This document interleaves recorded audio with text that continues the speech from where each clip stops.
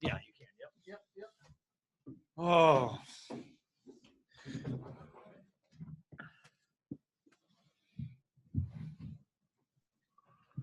Clay, how you doing, man? It's Jason Dumas with Crown Force Sports. I guess, can you just take us through the initial thought process, once you found out that you had tore your Achilles? Obviously, aside from physical pain, I'm sure it's just a mental grind having to go through a whole nother year of rehab. What was the thought process behind that, and where were you mentally shortly after the injury? Yeah, man, thanks for reminding me. Well,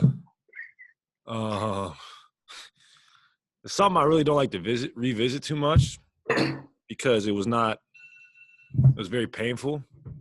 Feels like someone kicks you in the back of your heel as hard as they could. And it just happened on a true dribble pull-up jump shot, a move I do 100 times a day. So it was just an unfortunate series of events, nothing I could have ever prepared for nor prevented. I was working my butt off for 10 months up to that point, and just you got to go back to the drawing board. I knew I did it right away, and it's it's in the past, but I'm getting better every day. What step in the rehab process are you at right now? I got my boot off. I'm walking. I'm doing calf raises. I'm in the hydro works. So I've been doing a lot of mobility work, a lot of balance. I'm not running yet, but I'm running in the treadmill underwater, and that's good for my psyche. And from here, it's just going to keep getting more intense and more active. So I'm looking forward to that part. Is your current target opening night of next season? Yeah, absolutely. It could be a few weeks after, maybe a month after, but it's definitely going to be geared toward the very beginning of the season. Klay, when you talk about your psyche, can you even put into words how much of a challenge this is to have the ACL injury and then the Achilles? Just what have you gone through? It's a great question, Kareth. It's way harder than any basketball game I've ever had to play. Way harder than any conditioning drill or practice. The mental toll is not very fun. You always guess if you're going to be the same player you once were. So you have those natural thoughts, but you can't let those overtake you. And you got to realize that every athlete, this is not unique just to me. So many athletes have been through this. And although I was used to playing, 100 games a year for the first 8 years of my career, this is just a new set of challenges. And with my style of play, I feel like I can be effective till, my late 30s. So I'm not going to feel sorry for myself right now, and I'm just going to keep buckling down and trying to get back to doing what I love to do. Klay, I know you've been around the team a little bit more this season than last season. How's that been for you? And how has that helped you during your rehab process? Oh, man, it's helped me tremendously. I mean, I'm at the point in my career where I can lend my voice, and I know guys appreciate that. Even just being there on the road, just showing I'm committed, I know that goes a long way as well. But it's nice when you get to grind with your teammates in the gym every day and you still feel like you're part of it. It's been a weird 2 years for me. I genuinely love the game so much. It's been hard to, find a lot of happiness without it, but it's going to come back, and it's just going to make me appreciate what I do that much more. Hi, Klay. I know you've spoken about AT a few times. Go ahead, Janie.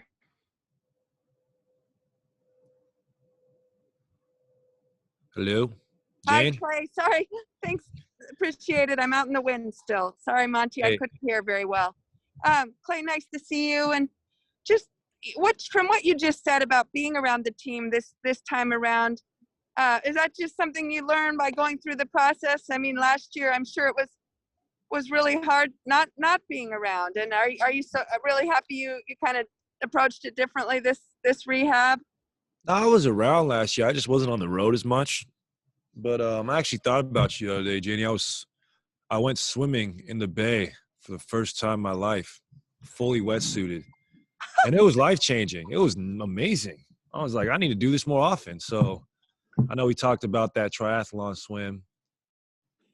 And I realized it's not that bad. The bay, it gets a bad rep for being cold, but you invest in a nice wetsuit and it's life-changing. So I'm going to incorporate that in my routine now. I mean, Tim Duncan swam his whole career and he played for 21 years. So these last few years have allowed me to look at things and reevaluate how I train and how I diet. That's for sure. So, you got to, as I'm getting older, I just got to do all the little things. Will you tell Raymond when you're ready for me to join you for a swim workout, and we'll do it, please? One day. Absolutely. Okay. Thank you, my friend. Summertime.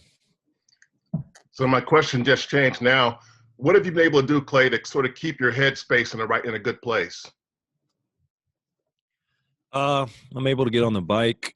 I'm able to lift weights. I'm able to drive again. I'm able to walk without a boots and read books, play chess, and watch a lot of movies. I mean, it doesn't help.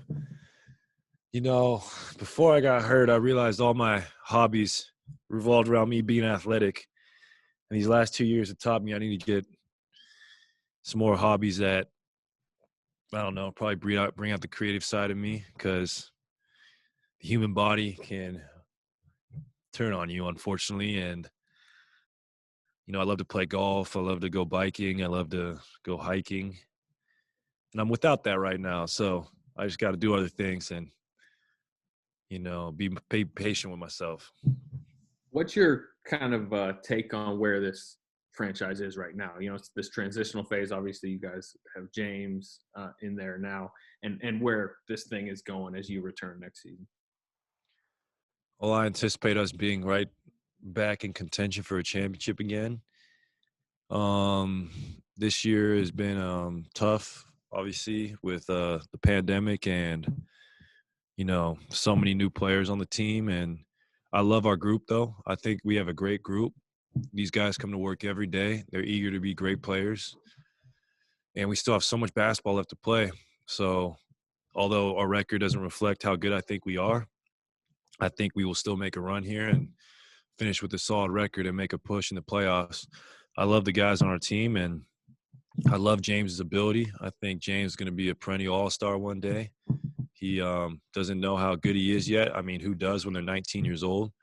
But he just has physical abilities and talent that you just can't teach. So James is going to hopefully extend this dynastic run for years to come because he has that much ability in him.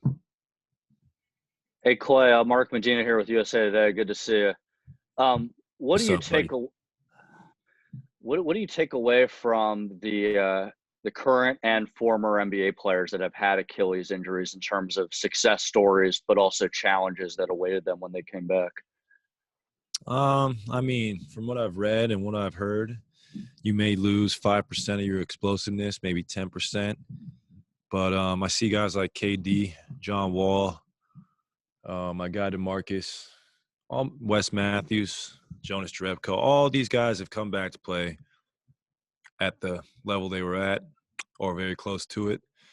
And you can even look back in history to a guy like the human highlight reel, Dominique Wilkins. I've relied on Dominique for a lot of inspiration.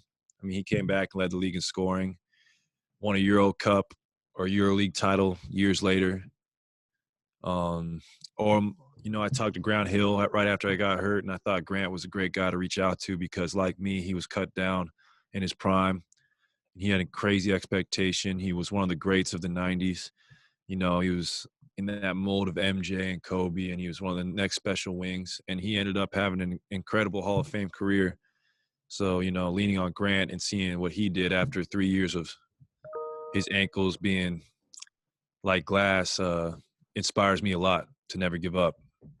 And believe it or not, I actually was able to talk to Tony Robbins right after I got hurt. And Tony talked to our champion. He talked to our team during the championship one in 2018. And Mr. Robbins inspired me a lot to just never lose my soul and always be myself. Because like I've learned, the human body can give out on you, but your soul is forever. Like Chris Alvarez from ABC7. I apologize, I'm getting on here a little late, but I saw Bob Myers on the radio spoke about a letter you received recently, I think from a Sonoma basketball coach. Can you reveal what was in that letter and why it's so important to you in your rehab? Oh, man, it was one of the greatest things I've read in a long time. Let me pull it up, man. It was incredible. This man – it was honestly, guys, it made me realize why I get to do what I do. My guy, Jeff Bird, he played at, let me see, the College of the Redwoods. And Coach Treglon, who was his coach, emphasized ball movement, player movement, and being a team. And unfortunately, his coach passed away about 10 years ago. And Jeff emailed me saying, you know, him and his teammates from community college ball still have a group chat, still talk to each other. And they bonded over our style of play, starting with our 2015 championship run. And he said how much Coach Treglon would love to watch our team play. He said we were the example of just ball movement, player movement, great coaching, everybody buying in. And just to get that email and from Jeff and hear how he knows that would make his old coach feel good about watching us play, that made me feel real good because when you play at the community college level, you got to love basketball. And for a coach to give his time and preach the same values that Coach Kerr did, I thought that's really special. And Jeff was funny in his letter. He was like, you know, from an old 39-year-old, just hope your mind's right and we're watching and we appreciate what you've done. That meant a lot to me because I know we have a great influence, but you just never know who's watching, and that was cool. Klay, it's great to see you again, man. Thanks, buddy. It's good to be back here, believe it or not. You played at such a high level for so long, but from a human standpoint, when the second injury happened, how many times have you gone through in your mind, like, I can't believe what the hell is happening again? Man, it was when it happened, in my mind I knew it happened, but I wasn't even that emotional because my heart wouldn't accept it at the time. I was hoping for a calf strain or something, but you know, I was just doing what I always do every summer. I was in the weight room. I was getting shots up. I was doing two-a-days and the stuff fans don't see. And, you know, I was so eager to come back to the court after a year away. And when I got hurt, I was playing the best basketball of my life. So that's why it's been tough for me because I was in the prime of my career. I get cut down. I got to build up the muscle atrophy and get back to where I'm at. Then it happens again. It's just a new challenge, and mentally it was real hard at first. But luckily for me, I got great teammates and Dre, Steph, and the first person who actually texted me was Joe Lacob, and I could feel in his text that Joe was hurt for me. He's so competitive, and he knows how much I love it. I got a text from his whole family. I called Bob, and it was just a tough day, guys. It was basketball for me. It's been my life, and to be without it for 2 years just makes me appreciate the Ironman-like career I had up to this point, and hopefully I can get back to that. Klay, this is Mark Spears, man. Good to see you. So Mark. Fun fact, Mark was the first interviewee or interviewer I've had in Bay Area existence, so that was cool. I still go to Belly some days. Oakland Grill, baby. Oh, yeah. Oakland Grill. I don't know what you remember what you had, but that was a good breakfast. I don't. I was just happy to be there. Well, you've come a long way. How has the pandemic made it challenging for you in terms of getting into the gym and just personally? How have you? What kind of challenges has it offered you? Oh man, it was just lonely. I mean, I think everybody was going through it. You know, you took for granted your daily routines, whether it was getting breakfast in the morning or going to a movie at night. So I had a gym access down in the OC, which was real nice, the Stance headquarters. But the pandemic, 2020 was just such a year of reckoning, not only for the pandemic, but for the social justice. I mean, we lost so many innocent people to violence. It was awful. Kobe going out and Gigi. And then on top of that, in the fall, I tear my Achilles. It was just probably the worst year of my life, guys. Lost my grandmother. So it feels good to be back here. I feel love when I'm back in the Warriors facility. My roots are here, and it was not easy on anybody. Everyone had their own little trials and tribulations through 2020, but that was it for me. Was losing my grandma Mary, tearing my Achilles, and I still think about Kobe every single day. There's not a day I don't think about him, and not being able to have that last convo with him, and just it was a tough year, guys. Not only for me, but I'm sure for all of you. And it was just I'm looking forward to the future. That's for sure. Go with one more. Go ahead, Anthony. Looks like you have one. Yeah. How does next season look for you? I mean, do you plan to come back and lightly kind of get back into the mix, or just what are you thinking? I'll be honest with you guys. I don't expect to come back and just boss the wall 38 minutes a night, guarding the best player, running around 100 screens. I'm gonna get to that point. I guarantee that.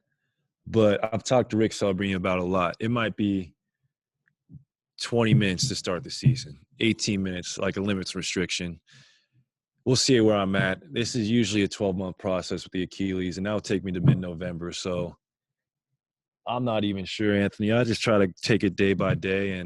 But I plan on being the all-NBA player I was. I will not settle for anything less. I'm too competitive to just take a relegated role. Nah, it's not me. I'm going to be I'm too fiery just to come out there and just give you a 13 a game on 20 minutes. No, I'm going to go out there, and I can't wait, man. I got a lot of pent-up energy. I got a lot of pent-up aggression. I just want to play basketball. So when that happens, it will be a joyous day for not only me, but for everybody, including you guys. All right. Good talk, fellas. I'll see y'all when it's allowed. There you go. Media day. Perfect. Thanks, everybody. All if you need anything.